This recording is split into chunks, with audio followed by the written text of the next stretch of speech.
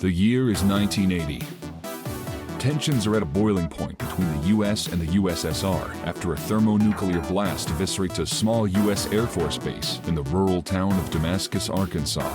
The US are swift to respond, firing a retaliatory strike at the USSR, which is dismissed by a Soviet officer as a false positive by their early detection satellites. As the American Titan II missiles plow through the Soviet countryside, the USSR is only able to mount a meager counterattack from remote satellite locations before it is completely wiped off the face of the Earth. China and France, in light of this sudden and terrifying American aggression, launched strikes of their own against the US. And after a short but intense series of reprisals, the world is razed to the ground by nuclear-armed fire, and human civilization along with it.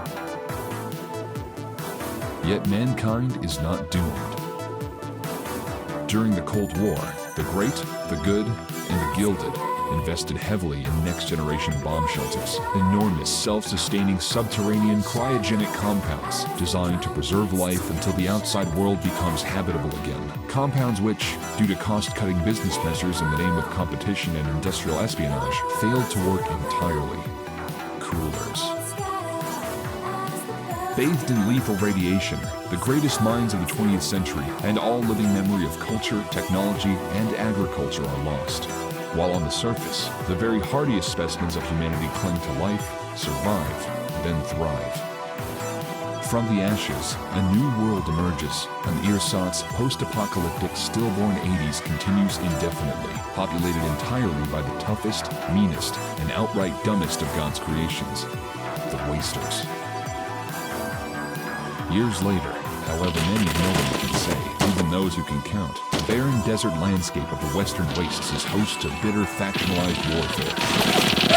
The wasters fight tooth and nail over the most precious of natural resources, a liquid from beneath the sands that fuels all of uncivilization.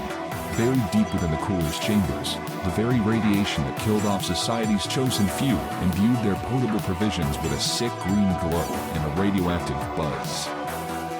Booze, it affectionately came to be known, and those dumb enough to weather its taste found themselves taking a sharp detour off the human evolutionary highway, mutating in strange and confounding ways, and acquiring both permanent brain damage and a ravenous addiction to the stuff. Against this backdrop of organized chaos, the wasters scrabble in the dirt looking for just a drop of the good stuff, and the right guy in the wrong place at the right time with the wrong drink could be a major headache for those who seek power.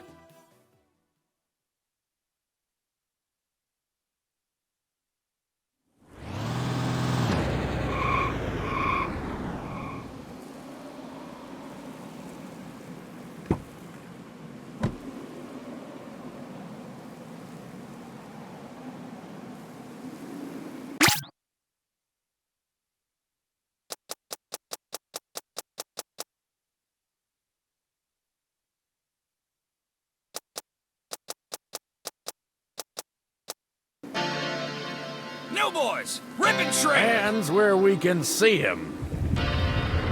Hate to break it to you, but you've just wandered your way into becoming the new boy's first big score. Yeah, new boys, rip and shred.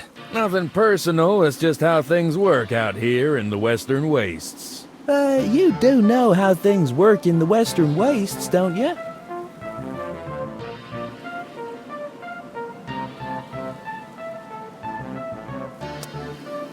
You sure about that?